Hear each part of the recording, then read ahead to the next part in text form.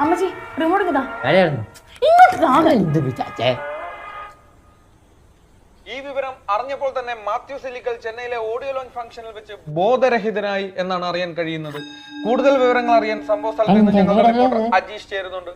അജീഷ്, എന്താണ് പ്രധാന വിവരം? പ്രമോദ് കേൾക്കുന്നുണ്ടോ? പ്രമോദ്, നമ്മൾ തന്നെയാണ് സംഭവ സ്ഥലത്ത് ആദ്യമായി എത്തിച്ചേർന്നിരിക്കുന്നത്. പ്രശസ്ത നിർമ്മാതാവും ത്രേസ്യാമ ഫിലിം പ്രൊഡക്ഷന്റെ ഉടമയുമായ മാത്യു സിലിക്കലിന്റെ വീടാണ് തീ പിടിച്ചിരിക്കുന്നത്. അദ്ദേഹത്തിന്റെ മകനും അവരുടെ അനന്തരവനും ചെന്ന് നടത്തിയ നിശാ പാർട്ടിയാണ് സംഭവത്തിന് കാരണമായെന്നാണ് നമുക്ക് അറിയാൻ സാധിച്ചിരിക്കുന്നത്. കേരള ഫയർഫോഴ്സ് എത്തിച്ചേർന്നിരുന്നു. തീ അണച്ച ശേഷം അവർ മടങ്ങിയിരിക്കുന്നു. ഇപ്പോൾ സംഭവ സ്ഥലത്ത് പോലീസാണ് നിയന്ത്രണം ഏർപ്പെടുത്തിയിരിക്കുന്നത്. ആരെയും ഇതിനകത്ത്